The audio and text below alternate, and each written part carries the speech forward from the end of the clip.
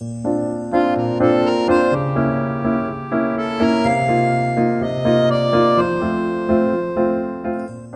15일) 금요일 새벽 설교 방송입니다. 오늘의 말씀은 누가복음 6장 1절에서 11절까지 말씀입니다.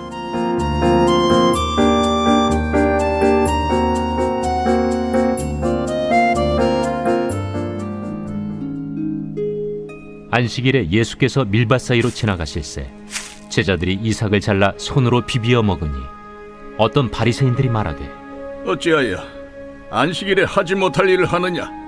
다윗이 자기 및 자기와 함께한 자들이 시장할 때 한 일을 읽지 못하였느냐? 그가 하나님의 전에 들어가서 다만 제사장 외에는 먹어서는 안 되는 진설병을 먹고 함께한 자들에게도 주지 아니하였느냐? 인자는 안식일의 주인이니라. 또 다른 안식일에 예수께서 회당에 들어가사 가르치실새 거기 오른손 마른 사람이 있는지라. 서기관과 바리새인들이 예수를 고발할 증거를 찾으려 하여 안식일에 병을 고치시는가 엿보니 예수께서 그들의 생각을 아시고 손 마른 사람에게 이르시되, 일어나 한가운데 서라. 하시니 그가 일어나 서거늘 예수께서 그들에게 이르시되, 내가 너희에게 묻노니 안식일에 선을 행하는 것과 악을 행하는 것, 생명을 구하는 것과 죽이는 것, 어느 것이 옳으냐? 하시며 무리를 둘러보시고 그 사람에게 이르시되, 내 손을 내밀라. 하시니 그가 그리하매 그 손이 회복된지라. 그들은 노기가 가득하여 예수를 어떻게 할까 하고 서로 의논하니라. 샬롬, 오늘은 안식일에 관한 말씀이 나옵니다. 안식일은 정말로 중요한 날이었습니다. 안식일은 우리가 알기에 쉬는 날이라고 생각하기 쉽지만 원어적 의미는 중지하다라는 의미를 가지고 있습니다. 하나님께서 세상을 6일간 창조하시고 지치셔서 쉬신 게 아니라 그분의 창조가 완벽했기 때문에 더 이상 창조하지 않았다, 중지했다라고 하는 의미가 안식입니다. 이 의미는 하나님 나라 백성에게 매우 중요했습니다. 그래서 하나님은 이스라엘 백성들을 통해 그분의 나라를 이루실 때 가장 중요한 10계명 중에 네 번째 계명에 안식일에 관한 계명을 넣었습니다. 안식일을 기억하여 거룩하게 지켜라 말씀하셨죠. 이것은 우리 인간에게 쉼을 주시는 하나님의 배려이기도 했지만 그보다도 본질적으로 일곱째 날에는 모든 것을 중지하고 하나님만 바라봐야 한다라는 의미가 있었습니다. 그런데 사람들은 안식일법을 주신 그 율법의 의미는 알지 못하고 자꾸 안식일을 어떠한 방법으로 안식일을 지키는 것이 잘 지키는 것일까 생각했습니다. 유대인들 자신들도 어디까지가 쉬는 것이고 어디까지가 일하는 것인지 잘 몰랐습니다. 그래서 안식일법을 지키기 위해서 스스로 시행세칙들을 만들었습니다.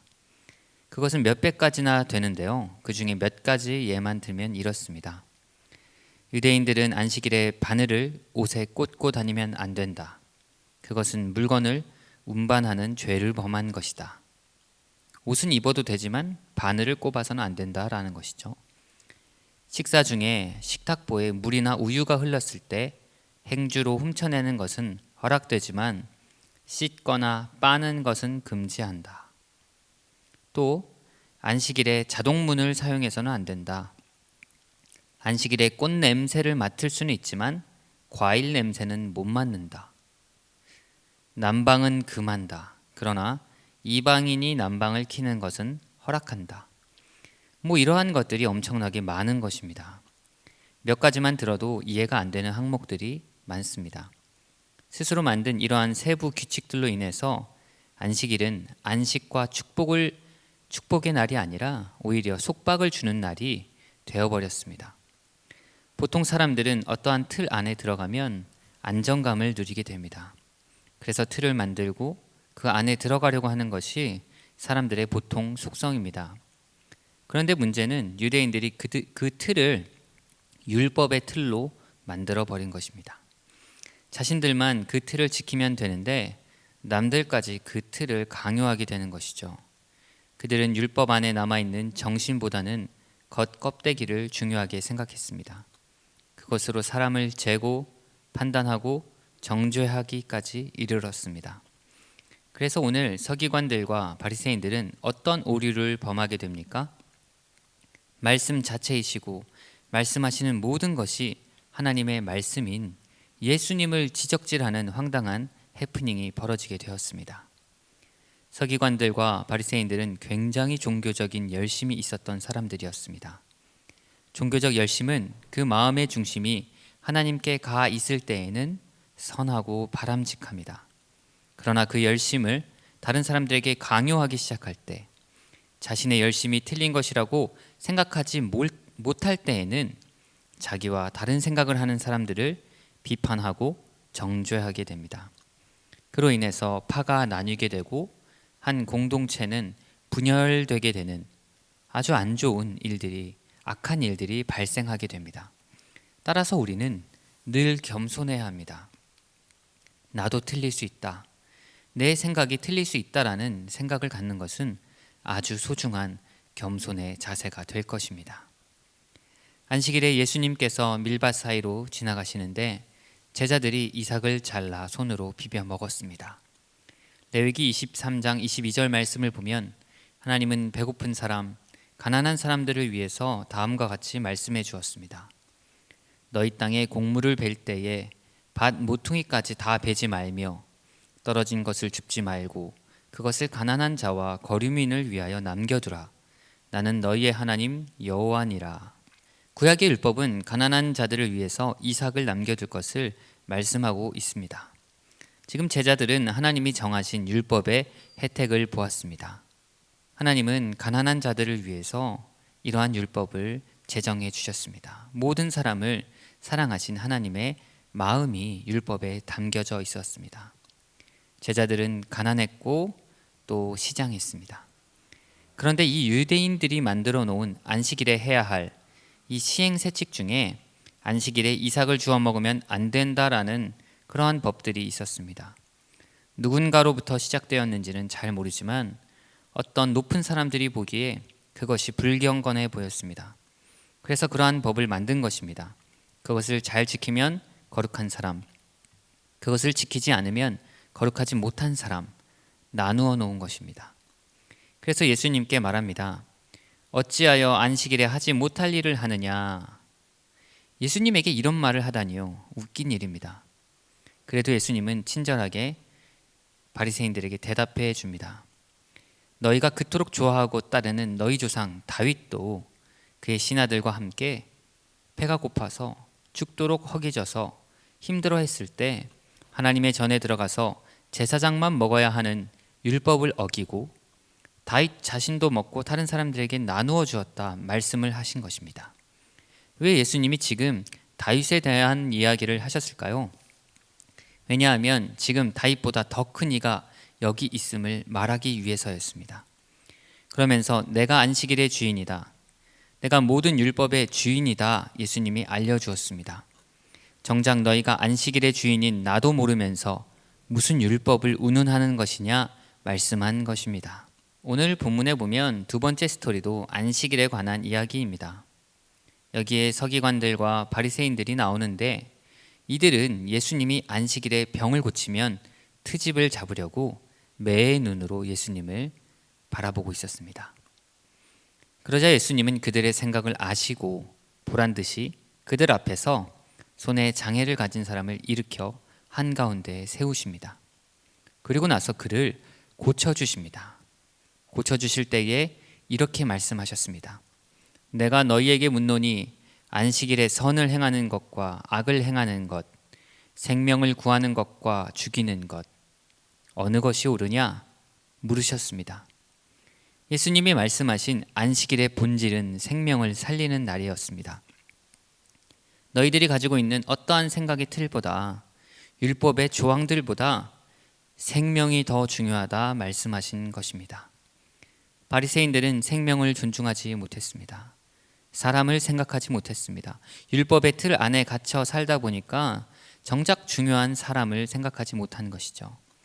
그러고도 스스로 여러 율법을 지키면 신앙생활을 잘하는 줄 착각하고 있었습니다. 정작 하나님이신 예수님을 조금도 알아보지 못하면서 말입니다. 역사적으로 과거에도 우리 기독교인들 중에 그렇게 살았던 사람들이 여럿이 있었습니다. 천주교 교황들과 사제들도 자신들의 교권을 지키기 위해서 성경을 마음대로 해석하고 사람들을 속박했습니다. 또한 제국주의 시대에 많은 크리스천들이 그렇게 살았고 심지어 선교사들도 이러한 실수를 범했습니다. 그들은 자신들이 생각한 율법에 갇혀서 사람들을 강압적으로 그 테두리 안에 묶어놓으려 했습니다. 그러나 그들이 사용한 모든 강압적인 선교 방법은 다 실패했습니다. 일례로 미국과 캐나다의 원주민들은 아직도 기독교를 너무나 싫어합니다. 왜냐하면 초기 기독교인들이 미국과 캐나다에 살고 있던 원주민들을 예수 믿게 하기 위한 명목으로 기숙사에 가둬놓고서는 강제로 때리면서 또 억압하면서 예배하게 했기 때문입니다. 이것은 역사적으로 큰 상처를 남기게 되었고 지금도 원주민 선교는 굉장히 어려운 선교 지역이 되었습니다. 이슬람 지역도 마찬가지입니다. 벌써 약 1000년 전에 있었던 십자군 전쟁의 잔혹함과 상처가 아직까지도 아물지 않았습니다. 그래서 지금도 이슬람 사람들에게 복음을 전하기가 너무도 어렵습니다. 우리 예수님은 단 한 번도 강압적으로 복음을 전하지 않으셨습니다. 그분은 오래 참으셨고 가장 미련하게 생각되어지는 십자가의 방법으로 구원을 이루셨습니다. 예수님이 구원을 이룸이 십자가였다면 우리가 전하는 복음 전파의 방법 또한 십자가여야 합니다. 낮아짐과 섬김의 방법으로 우리가 복음을 전해야 하는 것이죠. 오늘날 기독교는 한국 사회에서 신뢰를 잃어갑니다. 이번 코로나 시기 더욱 많은 사람들이 교회에 등을 돌렸습니다. 젊은 사람들은 더 많이 교회를 싫어하게 되었고 교회에 관한 기사는 기자들이 돈을 쉽게 버는 방법이 되었습니다. 특히 작은 개척교회는 전도하기가 너무 힘들어진 것이 현실입니다. 이러한 시대에 우리는 어떻게 복음을 전하며 살아갈 수 있을까요? 오늘 말씀처럼 안식일의 참된 의미를 기억하는 방법이 하나의 해결책이 됩니다. 첫 번째로는 하나님만 바라보는 것. 나의 생각, 내 주장, 내가 만들어 놓은 틀을 내려놓고 주님 바라보기를 시작해야 합니다. 진실로 예수님이 무엇을 원하셨는지 깊이 있게 말씀을 연구하고 바라봐야 합니다. 그렇게 예수님을 바라보면 예수님이 희생하신 십자가가 보이게 됩니다. 역설적이게도 예수님의 그 참혹한 십자가는 생명을 살리는 장소가 됩니다. 예수님이 흘리신 보혈은 수많은 영혼을 소생케 하는 생명의 폭포수와 같은 것입니다. 말씀을 정리합니다. 우리 예수님께서 생명을 존중하셨듯이 우리도 생명을 존중하는 삶을 살기를 원합니다. 한 영혼 한 영혼을 어떻게 살릴 수 있을지 고민하는 성도님들이 되시기를 주님의 이름으로 축복합니다. 내가 혹 율법주의에 빠지진 않았을까? 어떠한 전통과 틀 안에 너무 갇혀있지는 않는가? 생각해 보면서 오늘 하루를 생명을 살리는 일을 감당하는 저와 모든 북부산교회 성도님들이 되시기를 주님의 이름으로 축복합니다. 그렇게 했을 때 우리 한국교회는 빛과 소금 되는 참된 교회의 역할을 다시 감당하게 되고 교회는 다시금 사람들이 찾는 곳이 될 줄로 믿습니다. 기도하겠습니다. 주님, 그 날을 소망합니다. 다시 참된 말씀이 선포되고 사람들을 살리는 생명의 말씀이 사람들의 마음밭에 뿌려지기를 원합니다. 그랬을 때에 비록 그 마음밭이 아직은 길가밭 같고 가시밭, 돌짝밭 같을지라도 복음으로 그 땅이 기경되고 결국 끝에는 복음의 씨앗이 열매 맺는 그날이 어서 빨리 오기를 소망합니다. 주님, 그 날을 위해서 우리 북부산 성결교회를 사용하여 주옵소서. 우리들을 사용하여 주옵소서. 우리 교회가 생명을 살리는 교회, 생명을 존중하는 교회가 되게 해 주시고 우리 교회를 통해서 많은 영혼이 복음을 듣고 왕 대신 주 대신 예수님 앞으로 나아올 수 있도록 주님 길을 열어 주옵소서. 우리가 만들어 놓은 종교적 열심 가지고 다른 사람들을 판단하지 않게 하시고 다른 이들을 오히려 어떻게 섬기며 나아갈지 말씀을 가지고 씨름하며 고민하게 하여 주옵소서. 감사드리며 사랑이 많으신 예수님의 이름으로 기도드립니다. 아멘.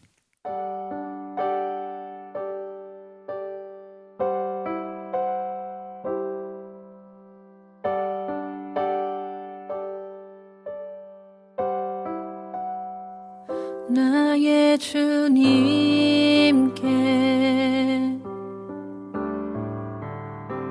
찬양 드리며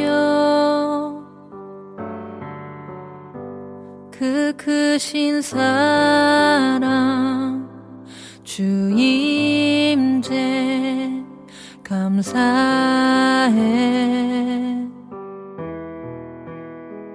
어둠 속에 찾아오셔서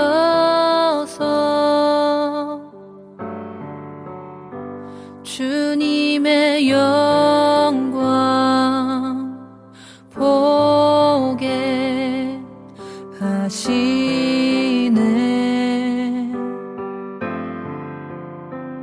의심하는 나를 손 내밀어 잡아주시네. 두려운 맘 내려놓고 주 바라봅니다.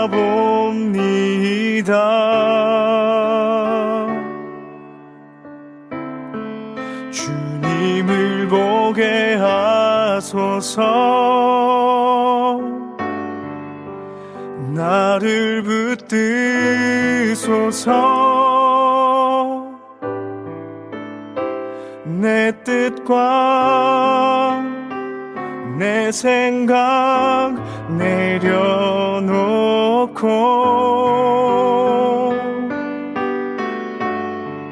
주님 앞에 나 엎드려 주의 음성 기다리니 나를 부르실 때 믿음으로 걸어가리.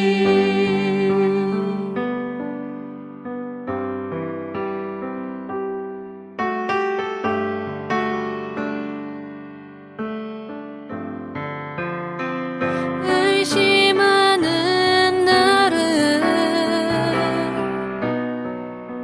손 내밀어 잡아주시네.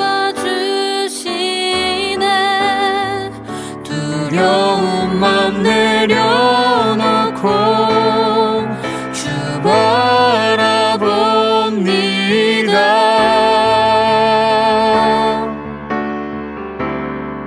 주님을 보게 하소서. 나를 붙드소서.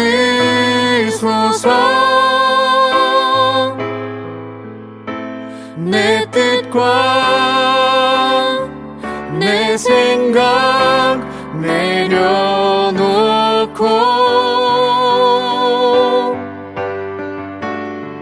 주님 앞에 나 엎드려